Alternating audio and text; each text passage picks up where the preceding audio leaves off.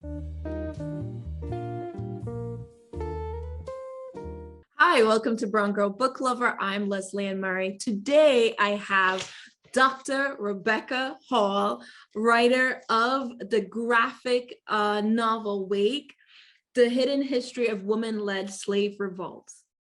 Dr. Hall is a scholar, activist, and educator. After graduating from Berkeley Law, she represented low-income tenants and homeless families for 8 years before returning to get her PhD in history. She has taught at UC Santa Cruz, Berkeley Law, Berkeley History Department, and as a visiting professor of law at the University of Utah. She writes and publishes on the history of race, gender, law. Dr. Hall, welcome to Brown Girl Book Lover. Thank you for having me.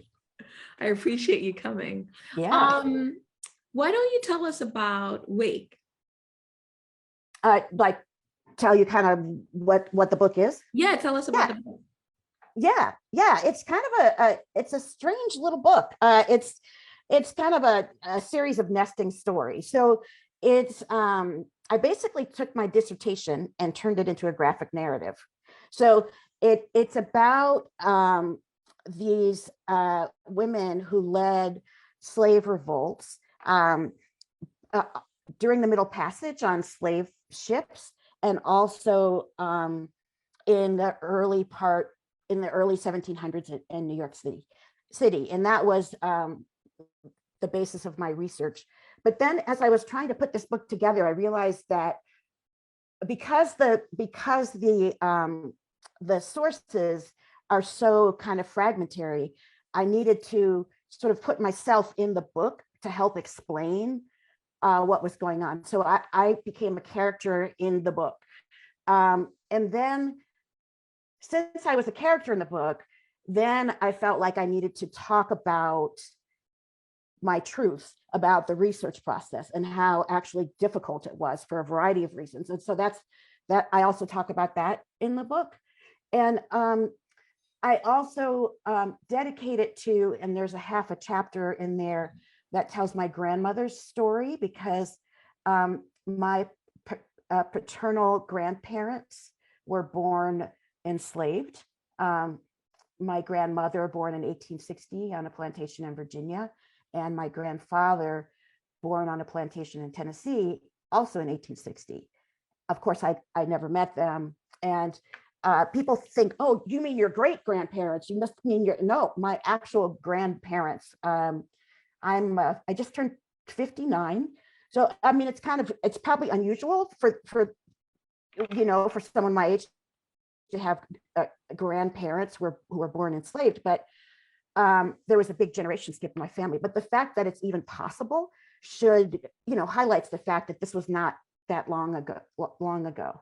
And so that's what the book is about. For me, reading Wake I was so drawn to it because the imagery was telling something differently, right? And it was helping me to be very close to it, I think, and have a very personal experience with it, right? So when I'm looking at the imagery of the enslaved in the ship, when you see those faces, it speaks so much more to you than as opposed to reading it. Right. And I really liked it. Like, it put images to these experiences and this history that we know, but sometimes we don't feel so intimately with. Interesting. I think as a historian and as a Black feminist, as a historian trying to recover, enslaved Black women's lives, the archive is very fragmentary. And so the medium of the sort of fragmentary relationship between panel and gutter, I think, allows for a kind of recovery that would be much, much harder to do in like regular prose, if that makes sense. What inspired you to write about women-led uprisings during slavery? I realized that it's just not a good mental health formula to study slavery and not study slave resistance. So I was going to focus on slave resistance and slave revolt. And so I dived right into the history of that. And the historians who were writing were all just virulently, violently, within the first 20 pages of every book I picked up, saying like, women didn't participate in revolts, women didn't do this, women didn't do that, and if somebody's like saying stuff like lots of people are saying it over and over again, I'm like, whoa, what's the investment here? Like what's going on? And then, talking to my dissertation advisor, it's like, I want to research this. I bet I could find women involved in revolts.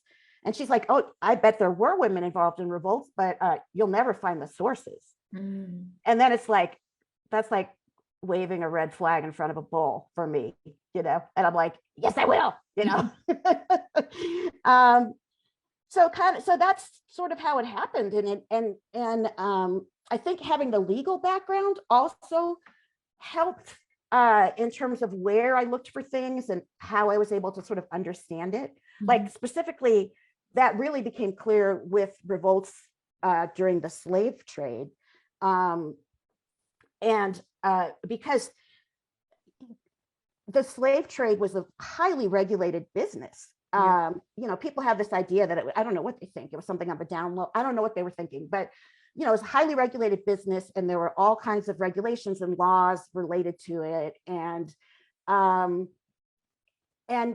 using those laws and regulations, I was able to determine things about the trade that hadn't really been, looked at before.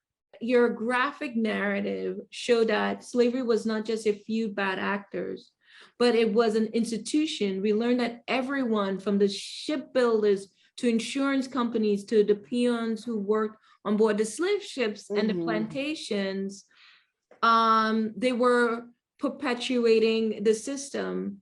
How can this information help us to create a more just and equitable future for Black Americans? Yeah. Oh, I know that. And other small questions. So I think, so okay, there's two things. One is the explanatory power of knowing this history. Because without it, a lot of things just don't make sense. And I see it a lot, like in conversations I have, like talking to students on Twitter, people just don't understand certain things, like the Ahmaud Arbery case. Like people were posting like, wait, why would these people find someone running away from them a danger? Like, this doesn't make any sense. And it's like, oh, it makes perfect sense, because this has to do with the legacy of the racist geography of slavery, where all white people were charged with monitoring and containing how and where Black people were, which, kind of explains all the like crazy Karen stories too, right? Or, why are Black people seen as, always already dangerous, and, which has direct ties to the history of slave resistance and slave revolt.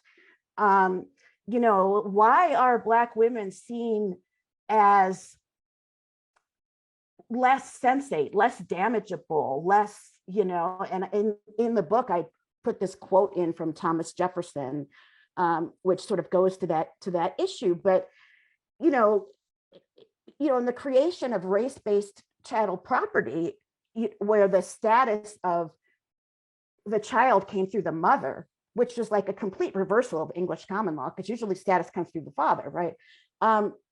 It created like these two genders of women, like white women who give birth to heirs of property and Black women who give birth to property, right? And so if you give birth to property, then you're subhuman, right? Humans don't give birth to property. And so these legacies still haunt us. I talk about that in the beginning of the book. The other thing in terms of how to make a more just world for Black Americans, I think that I don't know, my opinion about this changes from day to day, but basically I think that Black people are going to be the ones to make that world. And in order for Black people to make that world, Black people need to be in touch with this powerful history of resistance and resilience, in order to feel empowered to make change. I mean, the fact that we're even here at all is miraculous. When we think about history and we think about the history of slavery, for so many people, it's so far removed, even if you're Black, right? But when we see the images, when we see the pain and anguish you are going through as a researcher, understanding this and trying to pull it all together, it just makes us feel so much more closer to history. And I think that was an important part of putting into the book, that this history is painful and it's very near. Exactly. I don't know if you've had this experience, but I had this experience when I walked down the street, and, you know, pretty much anywhere, but like definitely crowded sidewalks like New York, where, you know, like white people bump into me all the time. It's like, you know, it's like, am I invisible? Hello, you know? And there was one panel where I asked, you know, my artist, like, draw this happening to me, and then in the reflection of the window, show that this man actually being from the 1700s, like, you know, to just keep making these connections. But I think it's really important to also understand that we're not trying to resurrect or uncover or this history because it's traumatic or painful or the horrors, but because it is there, it's already impacting us. And if we don't put it front and center, it's going to hurt us. We have to, it's almost like how you deal with any kind of trauma, like psychological trauma or abuse or anything like that, where you can't just ignore it and push it away. You know, you have to kind of integrate it into yourself so that you can move forward. This project and put it in this format was hoping that it would be more accessible to people, other than, like, you know, I have some academic articles written on the topic that probably 4 people have read. What would you like readers to take away from reading Wake? That women led slave revolts. That sounds kind of basic, but I can't even tell you how controversial that is. I mean, it's still a very controversial statement among historians, not among regular people. They're like, that makes sense, whatever, you know. And I want people to also understand the power of resistance. That, I don't know if there's this famous, but I don't know if you've read Vincent Harding's book, There Is a River. It talks about Black resistance, you know, in America over time. And in the end of Wake, there's a drawing of like a river where, if you can see here, but where it's like a river of resistance, right? This is traveling over through time. It's like a layer of temporality that is what's going to make it so that we can survive and thrive and you know, save ourselves and you know, and maybe the planet too. I mean, yeah, like the last page of the book has the character Alele emerging from the ocean, and she's saying, for the future. So there's kind of a little Afrofuturist tinge to the book, but yeah, the power of resistance, and that women were involved in this, and the way in which slavery shapes our country. that's not one thing. That was like 4 things. No, that's okay. Dr. Hall, thank you so much for joining me to discuss your book, Wake. I really appreciate it. I hope this book gets put into a lot of libraries, and I hope that young people, old people, woke people, I hope that people read it. It's a very important read, and it makes history feel so real and palpable, Yeah. which is very important. Thank Yeah. you so much. Thank you. Thank you. I appreciate it.